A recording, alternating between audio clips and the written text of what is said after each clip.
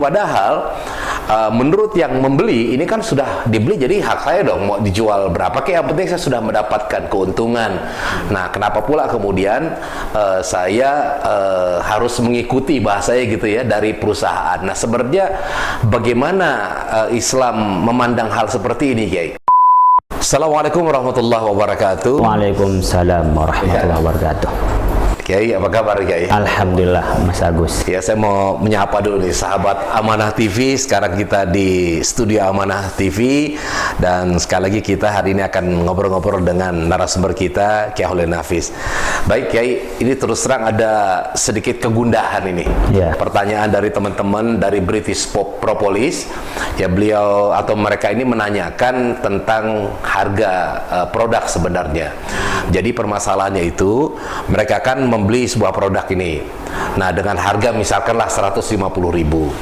Nah, kemudian mereka itu menjualnya itu misalkan di harga 225.000. Nah, sedangkan perusahaan itu mematok harga 250.000. Jadi harus 250.000, padahal menurut yang membeli ini kan sudah dibeli, jadi hak saya dong mau dijual berapa kayak, yang penting saya sudah mendapatkan keuntungan. Nah, kenapa pula kemudian saya harus mengikuti bahasanya gitu ya dari perusahaan. Nah, sebenarnya bagaimana Islam memandang hal seperti ini, Kiai? Ya. Terima kasih Mas Agus atas pertanyaan, juga kepada teman-teman di BP ya, yang tergabung di dalamnya. Dalam hal ini kita membeli produk BP itu, lalu ada kewajiban untuk menjual dengan harga yang sama di masyarakat, 250.000. Sementara ada berdalih, saya kan udah beli, urusan saya dong. Saya mau bayar, mau jual berapa terserah saya. Bahkan dijual rugi pun juga boleh, apalagi masih untung gitu loh. Jadi tidak harus sama. Dalam hal ini ada dua masalah dalam fikih. Yang satu masalah penentuan harga, yang kedua ada syarat penjualan yang harus sama. Pertama, berkenaan dengan penentuan harga. Di dalam Al-Quran sebagaimana disebutkan oleh Imam Ahmad bin Hanbal, tidak ada ketentuan harganya itu berapa. Itu diserahkan kepada publik. Pasar maksudnya? Ada pasar seperti apa. Bahkan ketika Rasulullah SAW itu diminta oleh para sahabat untuk menentukan harga karena harga tidak stabil di pasar, Nabi mengatakan selama itu tidak ada kecurangan, Allah lah yang maha memberi harga. Jadi tidak mau matok itu. Jadi harga diserahkan kepada hukum pasar. Tapi menurut Imam Al-Ghazali, ya sudahlah, yang wajar saja, bisa 5, bisa 10%. Intinya tidak ada keterangan yang pasti dari Al-Quran dan hadis yang wajib mematok harga. Itu dikembalikan kepada pasar. Nah, di dalam penentuan harga ini ya tentunya kembali kepada yang layak. Mau dihargain berapa terserah. Nah, apalagi di situ tidak ada kecurangan, ya silahkan, harga itu adalah kebebasan kita bersama. Tetapi ya kita harus mengikuti pada batas kewajaran. Jangan sampai ada berlipat ganda sampai haji mumpung orang butuh, saya hargain yang mahal. Jadi selagi harga itu masih wajar, tidak ada kecurangan, disampaikan apa adanya, itu sah-sah saja.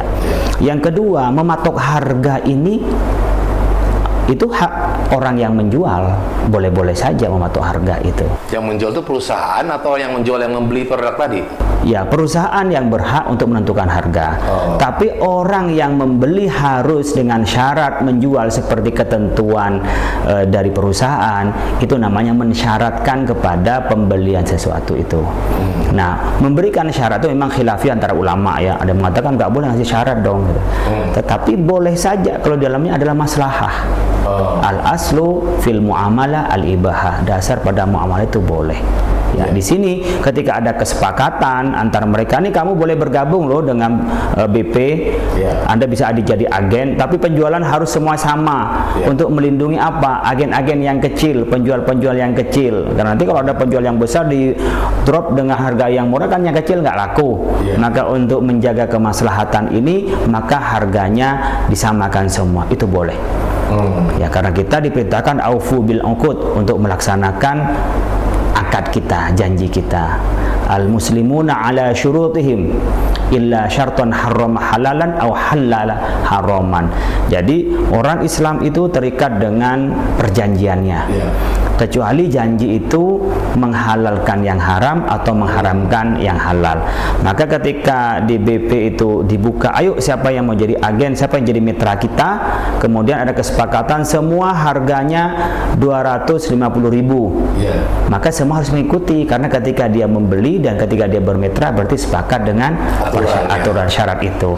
Tetapi anjuran saya barangkali karena ini sifatnya kemitraan gitu, bisa saja ketika mereka menjadi mitranya atau menjadi agennya itu dituangkan dalam bentuk perjanjian tertulis, sehingga tidak hanya di lisan ke lisan, tapi lebih kuat secara hukum ya. Hukum Indonesia lebih kuat daripada sekedar lisan-lisan. Oleh karena itu jawaban saya, menentukan harga itu hak penjual dan hak pembeli untuk menerima ridho dengan hal itu.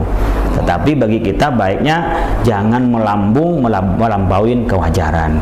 Kemudian mensyaratkan dari perusahaan itu untuk menjual secara rata, ya, tentang bagaimana harga dari BP itu 250.000 yang ditetapkan itu, syarat itu tidak mencederai terhadap akad, maka wajib dipenuhi dan hukumnya sah, karena ini untuk kemaslahatan. Dan selama itu ada kesepakatan dan di situ kemaslahatan, maka orang Islam yang bersepakat dan berjanji itu harus memenuhi kesepakatan dan janjinya. Terima kasih, mudah-mudahan bermanfaat. Baik, terima kasih Kiai dan sahabat sekalian. Mungkin juga ada kasus-kasus yang sama ya di antara dengan teman-teman di British Propolis ini. Ya, apa yang disampaikan Kiai ini sudah jelas sekali, memberikan gambaran yang tepat apa yang harus dilakukan. Terima kasih, insya Allah kita akan berjumpa kembali dalam program podcast dari Amanah TV. Assalamualaikum warahmatullahi wabarakatuh. Waalaikumsalam warahmatullahi wabarakatuh.